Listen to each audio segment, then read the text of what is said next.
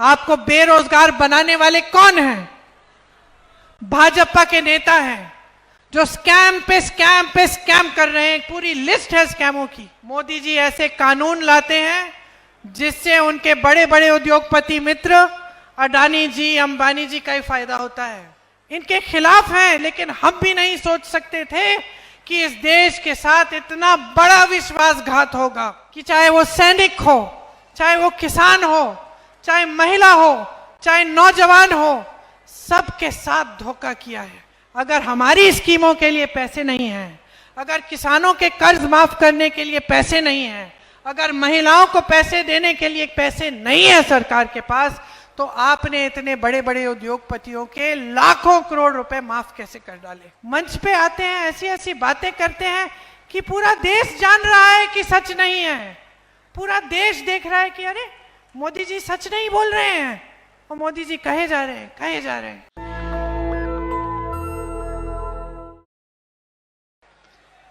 आपने हमेशा हमारे देश को दिया है। आपने हिंदू धर्म का सबसे महत्वपूर्ण जो प्रवचन है, जो संदेश है, वो यहीं से उभरा। कुरुक्षेत्र की धरती पर भगवान श्री कृष्ण ने दिया देश को, दुनिया को, हम सबको, कि इस रास्ते पे चलना है। ये धर्म का रास्ता है, ये सत्य का रास्ता है, ये न्याय का रास्ता है। आपके किसानों ने दिन रात मेहनत करके, खून पसीना बहाकर इस देश का पेट भरा है। इस देश के अन्नदाता हो आप। आपने बेटे बेटियां पैदा की तो वो बेटे बेटियां इस देश की गर्व बने। आपके बेटे सरहद पे गए, शहीद हुए इस देश के लिए। तमाम जवान आज भी हरियाणा के बेटे हैं। हरियाणा की बेटियां मेहनत करती हैं, देश के लिए परिश्रम करती हैं। चाहे पहलवानी में हो, चाहे स्पोर्ट्स में हो, चाहे कहीं जाकर अपना जॉब कर रही हो, मेहनत करती हैं, कमाती हैं आपके लिए, लेकिन इस देश के लिए भी नाम कमाती हैं। तो ये वो प्रदेश है जिसने सदियों से इस देश को ताकत दी है, इस देश को सही दिशा दिखाई है, इस देश को सही रास्ता दिखाया है। तो आज आपकी परिस्थितियां क्या हैं? मेरी बहनें बैठी हैं, आपसे पूछना चाहती हूं, कल से त्योहार का समय शुरू हो रहा है, नवरात्रि शुरू हो रहे हैं, कैसा लग रहा है? खुशी हो रही है? खुशी हो रही है, त्योहार का समय है, लेकिन सच बताओ, थोड़ी सी घबराहट भी हो रही है कि लिपाई पुताई करनी पड़ेगी, मेहमान आएंगे घर, सामान खरीदना पड़ेगा, खाना पकाना पड़ेगा मेहमानों के लिए, त्योहार मनाने के लिए भी सामान खरीदना पड़ेगा। थोड़ी सी घबराहट हो रही है कि इतनी महंगाई में हम कैसे करेंगे? हम दुकान जाते हैं, 5 जाते हैं, 3 लेके आ जाते हैं, 2 कहते हैं बाद में ले आएंगे। कोई बात नहीं, घर पे खाना पकता है, सोचती होंगी आप, चलो हम छोड़ देते हैं, सबको खाने दो, हम कल खा लेंगे, सुबह का खाना खा लेंगे। महंगाई से आप मुसीबतों से घिरे हुए हो, महंगाई की वजह से। अब आप मुझे बताओ, इतनी सारी समस्याएं हैं, आप बच्चों को पालती हैं, पोसती हैं, बच्चा बड़ा होता है, स्कूल की फीस भरनी होती है, बीमार पड़ जाता है, डॉक्टर के पास ले जाना है इलाज करने के लिए। तो आज जो आपकी परिस्थितियां हैं, उसमें जब जब ऐसी मुसीबत आती है तो डर लगता है कि नहीं? परेशानी होती है कि नहीं? घबराहट होती है कि डॉक्टर के पास ले जाना है, डॉक्टर को हम पैसे कैसे देंगे? दवाई खरीदनी है, इलाज कराना है, कैसे कराएंगे? इस तरह से यहाँ पे तमाम नौजवान खड़े हैं। जो नौजवान है हाथ उठाओ जरा, और मुझे बताओ, आपको 10 सालों में कितनों को रोजगार मिला है? नहीं मिला है। आप में से कितने ऐसे नौजवान हैं जिन्होंने भर्ती के लिए पेपर किए हैं? किए हैं, ट्यूशन की फीस देनी पड़ी, माँ बाप को ट्यूशन के पैसे इकट्ठे करने पड़े। आपको मालूम होगा हरियाणा में 30 पेपर लीक हुए हैं, 30। और इसमें क्या होता है, आप पेपर देते हो, पेपर लीक होता है, आपकी भर्ती नहीं होती। आप सोचते हो चलो मैंने पेपर दे दिया, आज नहीं तो कल भर्ती तो होनी है, कहीं और एप्लीकेशन नहीं देते हो, समय गुजरता रहता है, महीने गुजरते हैं, साल गुजरते हैं, आपकी भर्ती नहीं होती, आपको रोजगार नहीं मिलता। रोजगार नहीं मिलता तो नौजवान क्या करता है, भटकता है। आज अगर हरियाणा में ड्रग्स की समस्या है, चिट्टे की समस्या है, तो किस लिए है? क्योंकि बेरोजगारी इतनी हो गई है। और ड्रग्स की माफियाओं को संरक्षण देने वाले कौन हैं? भाजपा की सरकार देती है। आपको बेरोजगार बनाने वाले कौन हैं? भाजपा के नेता हैं, जो स्कैम पे स्कैम पे स्कैम कर रहे हैं। पूरी लिस्ट है स्कैमों की, जहां आप देखें वहां पे घूस या स्कैम। और आपके लिए कैसी स्कीम लाते हैं मोदी जी और उनके नेता? अग्निवीर जैसी स्कीम कि जाओ शहीद हो जाओ देश के लिए, सरहद पे जाओ, लेकिन अगर शहीद हो जाओगे तो तुम्हारे माँ बाप को पेंशन नहीं मिलेगा, तुम्हें शहीद का दर्जा नहीं मिलेगा। 4 सालों के लिए जाके घर वापस आ जाओ, 4 साल के बाद फिर से बेरोजगार बन जाओ। ये तोहफा मिल रहा है आपको अपनी वफादारी के लिए और इस बात के लिए कि आपने अपने बेटों को शहीद किया इस देश के लिए। ये मिल रहा है आपको। यहाँ के किसानों को देखिए, यहाँ मेरे किसान भाई भी होंगे, किसान बहन भी होंगी, दिन रात मेहनत करते हो। एमएसपी मिलती है? एमएसपी तक नहीं मिलती। मोदी जी ऐसे कानून लाते हैं जिससे उनके बड़े बड़े उद्योगपति मित्र अडानी जी, अंबानी जी का ही फायदा होता है। वो कानून कैसे थे? वो कानून ये था कि अगर कोई बड़ा उद्योगपति आकर आपकी जमीन ले ले तो आप मुकदमा भी नहीं लड़ सकते, सिर्फ डीएम के पास फैसला होगा आपका। बताइए, बड़ा उद्योगपति, इतनी शोहरत, इतने पैसे, इतने साधन, और आप जाकर डीएम के पास जाएंगे उनसे लड़ने के लिए अपनी ही जमीन के लिए? ये थे कानून। ये कानून लाने का काम कौन कर रहा था? मोदी जी कर रहे थे, भाजपा के नेता कर रहे थे। आप जहां जहां देखे हरियाणा में आपके साथ अन्याय हुआ है, आपके अधिकारों को दबाया गया है। मेरी बहनें कुछ खरीद नहीं पाती, त्योहार है खुशी से मना नहीं पाती, घबराहट होती है हर चीज के लिए। मेरे किसान भाई मेहनत करते हैं दिन रात, कमा पा रहे हैं क्या? बताइए, आपकी कमाई पूरी हो रही है कि नहीं? नहीं हो रही है। 10 सालों से इनकी सरकार, कमाई किसी की पूरी नहीं हो रही है।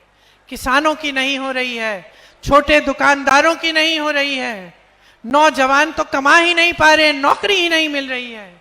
जवान सरहद पे जा रहे हैं, घर पैसा भेजते हैं, वो भी पूरा नहीं हो रहा है, पेट भर नहीं रहे हैं, भविष्य उज्जवल नहीं हो रहे हैं। तो आप ये उम्मीद रख रहे थे इनसे जब आपने सरकार चुनी, जब भाजपा को आपने अपना वोट दिया 2-2 बार, तो क्या आपने ये सोचा था कि इस तरह की लूट मचेगी, कि इस देश के सारे बंदरगाह, इस देश के सारे हवाई अड्डे, सारी बड़ी बड़ी सड़कें, सारे बड़े बड़े उद्योग जहां से आपको रोजगार मिलता था, वो सब इन्हीं उद्योगपतियों को दिए जाएंगे? कि इस देश की जमीन चाहे गुजरात में हो चाहे कहीं भी हो, 1 रुपए के दाम पर इनको दी जाएगी? क्या आपने ये सोचा था? आप सोच भी नहीं सकते थे, हम खुद सोच नहीं सकते थे। हम इनके विपक्षी दल के नेता हैं, इनके खिलाफ हैं, लेकिन हम भी नहीं सोच सकते थे कि इस देश के साथ इतना बड़ा विश्वासघात होगा, कि चाहे वो सैनिक हो, चाहे वो किसान हो, चाहे महिला हो, चाहे नौजवान हो, सबके साथ धोखा किया है। और बड़े बड़े मंचों पर आकर रोज रोज आपसे वादे करते हैं जो पूरे नहीं करते, नई नई स्कीम निकालते हैं जिससे आपको लूटा जाए। सरकार के पैसे भाइयों और बहनों किसी नेता के नहीं होते, किसी के जेब के लिए नहीं होते, किसी नेता को आगे बढ़ाने के लिए नहीं होते। सरकार के पैसे आपके पैसे होते हैं।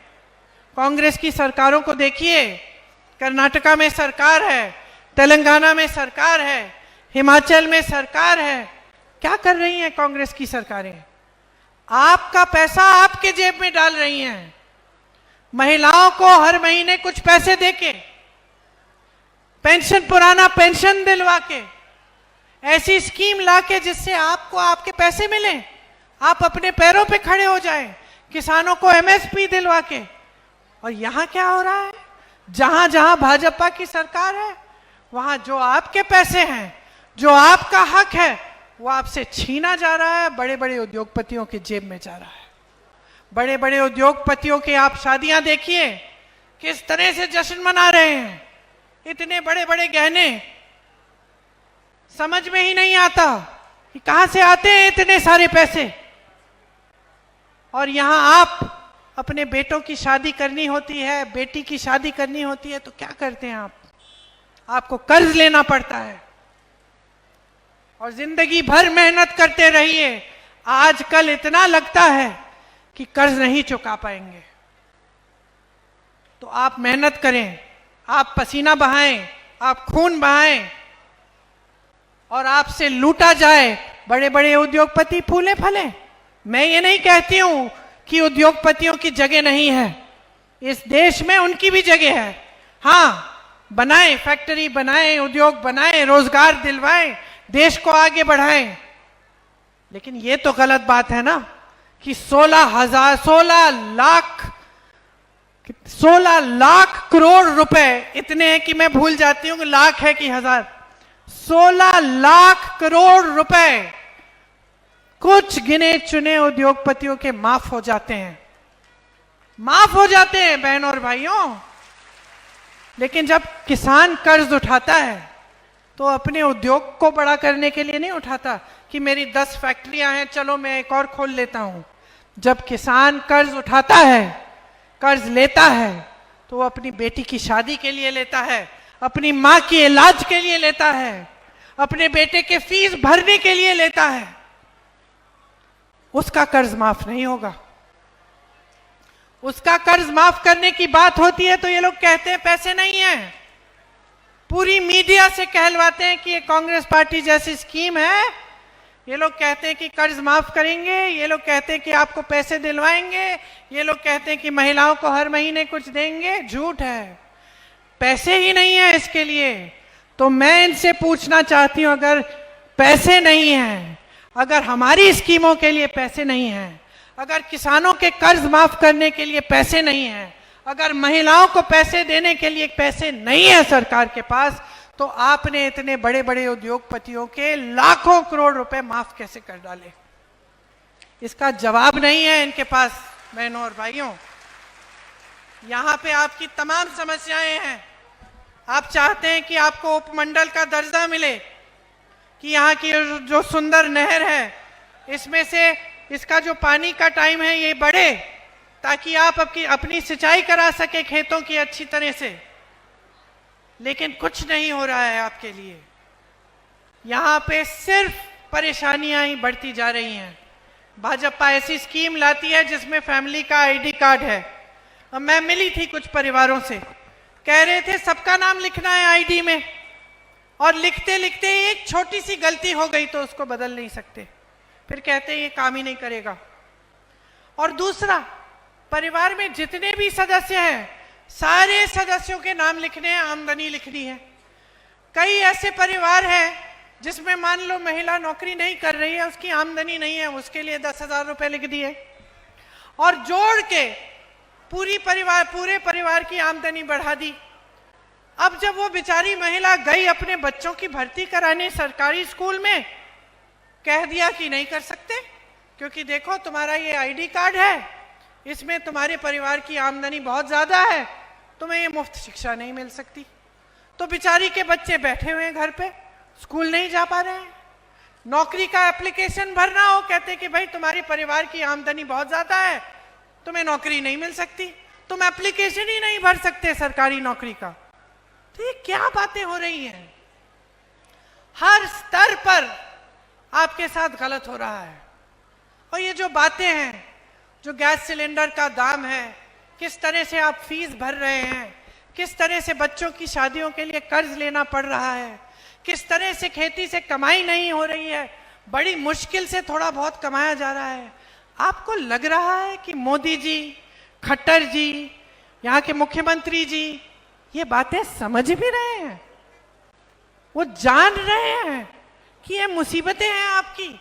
मुझे नहीं लगता, क्योंकि अगर जान रहे होते तो ये फैमिली आईडी वाली स्कीम नहीं निकलती, ये अग्निवीर जैसी स्कीम नहीं निकलती, ये हमारे सारे बंदरगाह, हमारे सारे एयरपोर्ट, हमारी सारी जमीनें जो देश की हैं वो अपने बड़े बड़े उद्योगपति मित्रों को नहीं देते। अगर जानते तो कम से कम कोशिश तो करते कि किसी न किसी तरह से मदद करते आपकी। तो या तो जान ही रहे हैं या फिर इनकी नीयत ठीक नहीं है, या फिर इनकी नीयत यही है कि जनता को लूटो, देश आगे बढ़े ना बढ़े, जनता आगे बढ़े ना बढ़े, बस हमारी सत्ता रहनी चाहिए। और चुनाव के समय जाति के नाम पर, धर्म के नाम पर जनता को बांट दो।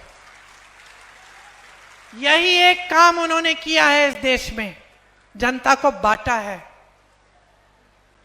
जनता को जातियों में, धर्मों में बांट बांट कर, फूट फैलाकर, आपसी नफरत फैलाकर यही काम किया है। मेरे ख्याल से इन्होंने कभी संघर्ष देखा ही नहीं है, कभी दुख झेला ही नहीं है। जिस तरह से आप रोज झेल रहे हैं, जिस तरह का आप दर्द रोज झेलते हैं, देखते हैं, एक रोटी को बनाने के लिए, खाने के लिए, इतनी सी कमाई के लिए जितना संघर्ष आप कर रहे हैं, मुझे नहीं लगता इन लोगों ने किया है। तो आपने खुद देखा होगा कि हाँ भाई, इनके समय में क्षेत्र में परिवर्तन आया, नौजवानों को थोड़ा रोजगार मिल रहा था, हमारी कमाई इतनी मुश्किल नहीं थी। तो ये भी देखते हैं हम। और फिर हम नेता की नीयत देखते हैं कि नेता जो हमें बता रहा है, जो कह रहा है, उसमें सच्चाई है कि नहीं है। आप मेरे परिवार पे भरोसा करते हो, 4-5 पुश्तों से हम सेवा कर रहे हैं। जवाहरलाल नेहरू जी से पहले उनके पिताजी, फिर जवाहरलाल नेहरू जी, फिर इंदिरा जी, फिर राजीव जी, सोनिया जी, और आज राहुल जी और मैं। तो क्यों भरोसा करते हो? भरोसा इसलिए करते हो क्योंकि आपने खुद देखा कि जब इंदिरा जी कुछ कहती थी तो करके दिखाती थी। जो राजीव जी थे, देश के लिए शहीद हुए, देश की सच्चाई के लिए लड़ते लड़ते शहीद हुए। नेहरू जी थे, देश की गली गली में घूमे, देश की जनता के लिए आवाज उठाई, स्वतंत्रता के लिए लड़े। तभी तो आप भरोसा करते हो कि हाँ, ये लोग जो कहते हैं वो करके दिखाते हैं, इनकी नीयत ठीक है कि नहीं? घर में आप हंस रही हैं, घर में जब बेटी की शादी करनी होती है, लड़का लड़के का परिवार आता है, लड़का आता है, तो नियत देखती हो ना, अच्छे परिवार का भी हो, बड़े बड़े महल भी हो उसके पास, सब कुछ हो, अच्छी नौकरी हो, अच्छा कमा रहा हो, लेकिन आपको अगर लगा कि इसकी नीयत ठीक नहीं है, शादी नहीं कराओगी, कोई नहीं कराएगा। क्योंकि इंसान की नीयत एक बहुत ही महत्वपूर्ण चीज होती है, और सिर्फ घर परिवार में नहीं, नौकरी में, रोजगार में, खास तौर से राजनीति में। क्योंकि अगर नेता की नीयत ठीक नहीं होती, कुछ भी कर सकता है। सत्ता होती है, सत्ता होती है, अहंकार हो जाता है, चमचों से घिर जाता है। मोदी जी के साथ यही हुआ है, मोदी जी घिर गए हैं चमचों से, कोई सच बताने वाला है ही नहीं। एक दिन एक मुख्यमंत्री, अगले दिन दूसरा मुख्यमंत्री बदल देते हैं, मंच पे आते हैं, ऐसी ऐसी बातें करते हैं कि पूरा देश जान रहा है कि सच नहीं है, पूरा देश देख रहा है कि अरे मोदी जी सच नहीं बोल रहे हैं और मोदी जी कहे जा रहे हैं। तो नियत बहुत ही जरूरी है। और यहां मंच पे बैठे हुए दीपिंदर जी और नारवाल जी दोनों की नियत साफ है। दोनों जानते हैं कि राजनीति का मतलब है सेवा, राजनीति का मतलब है समर्पण, राजनीति का मतलब है कि हमारा भगवान सिर्फ एक है, ये देश है, इस देश की जनता है, आप ही भगवान हो हमारे। ये नियत होनी चाहिए नेता की। और हाँ, मंच पे खड़े होकर नेताओं की आदत होती है कुछ भी बोल सकते हैं, बोल देते हैं। आपको पहचानना पड़ेगा कि सच कौन बोल रहा है, आपको अनुमान लगाना पड़ेगा कि आपके साथ कौन करता है और सच्चाई कौन बोलता है। नेशनल दस्तक की आपसे गुजारिश है कि अगर इसको बचाना चाहते हैं तो नेशनल दस्तक को सब्सक्राइब करने के लिए रेड कलर के सब्सक्राइब बटन को दबाएं, फिर बेल आइकन की घंटी दबाएं। नेशनल दस्तक को बचाने के लिए बहुत जरूरी है कि हर खबर को शेयर करें, लाइक करें, कमेंट जरूर करें।